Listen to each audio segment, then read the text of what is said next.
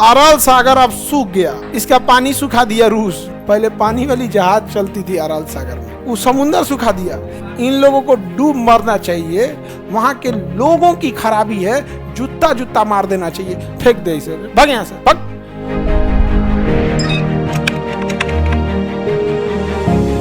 अरल सागर लिखा होगा, क्या लिखा है? अरल सागर लिखा है, लिखा है कि नहीं लिखा है? अरल सागर अब सूख गया। अरल सागर क्या हो गया? इसका पानी सुखा दिया रूस। इसका पानी कौन सुखा दिया? रूस। यहां से अरल सागर से रसिया ने नहर बना के, उस समय ये यूक्रेन, ये जो सब किसका हिस्सा था? रूस का हिस्सा था। ये पूरे सेंट्रल एशिया किसका था? रूस का। यहां से इससे नहर बना के इतना सारा पानी सिंचाई किया अपने इस रेगिस्तान में, इतना रेगिस्तान में कि कपास की खेती रेगिस्तान में नहीं हो सकती है, लेकिन इतना पानी की सिंचाई किया कि कपास उत्पादन के चक्कर में यहाँ का समुंदर सुखा दिया। अरल सागर, पहले पानी वाली जहाज चलती थी अरल सागर में, और सरकारी ईंटा चला के हमारे बिहार के इंजन बाढ़ कंट्रोल करने में लगे हैं सब। एक से नदी का पानी कंट्रोल नहीं हो रहा है, समझ में आ गया कि नहीं आ गया? वो समुंदर सुखा दिया। इन लोगों को डूब मरना चाहिए, बाढ़ग्रस्त क्षेत्र में जाना चाहिए, एक भिक्षा पात्र लेकर, और हर गांव से कहना चाहिए एक एक आदमी इसमें थूको, और जब भर जाए तो उसी थूकल कटोरा में डूब के मर जाना चाहिए।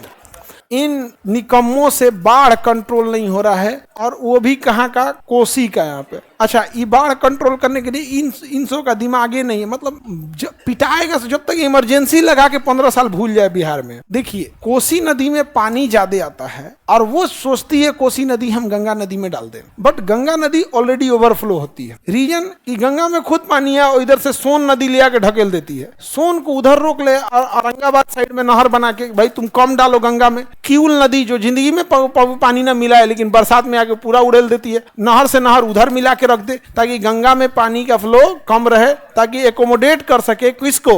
कोसी के पानी को। अब पैरेलल कोसी में भी बांध बनाए। तो इन सब को बुद्धि जानते हैं कहाँ है? ये नहीं है इन सब को।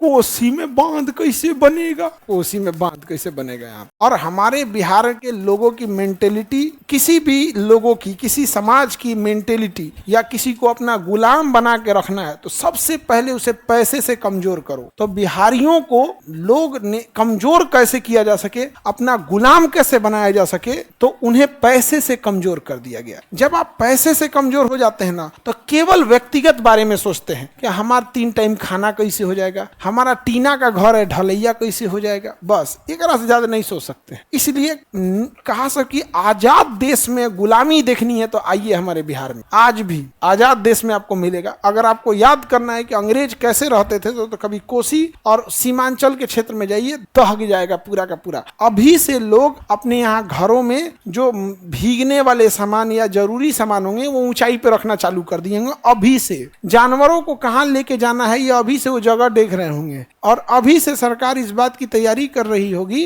कि बाढ़ आएगा तो क्या क्या उन्हें बांटा जाएगा।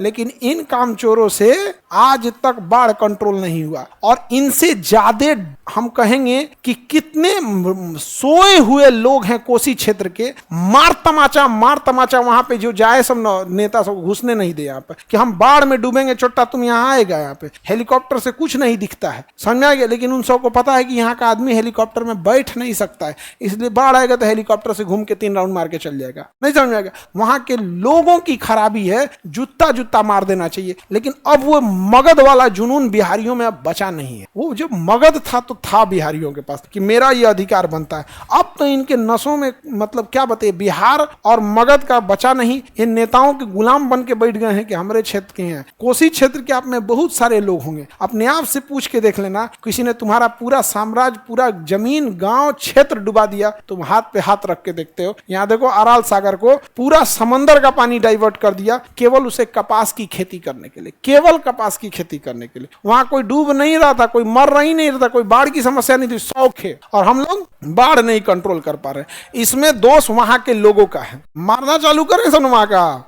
ऐसा नहीं कर रहे हम कि जान ले लो, ऐसा नहीं कर रहे हैं जान ले लें। आप फाटल जूता, पुरान हवाई चप्पल टूट गया है, जहां पे आधा बचल है फेंक दे इसे, भाग यहाँ से, भाग। समझ में आ गया कि नहीं आ गया? गाली नहीं देने में तो माहिर होता है सही से, अपने यहाँ गाली देना तो कॉमन चीज है, लेकिन बोल दीजिए किसी एगो को दे दे, नहीं दे पाएगा सही, हिम्मत नहीं बची। अब मगध नहीं रह गया ये, अब मजदूरों का कारखाना है, मगध बिहार मजदूरों का कारखाना ये हो गया। और यहाँ से कौन सा सागर सुखा दिया? अराल सागर। कौन सागर? अराल। सूखने के कारण अगल बगल के एरिया मरुस्थल हो गया, क्योंकि एक तो पानी नहीं मिल पा रहा है, दूसरा उसका जो बालू है उड़ के अब अगल बगल में चारों ओर डिस्टर्ब कर दे रहा है।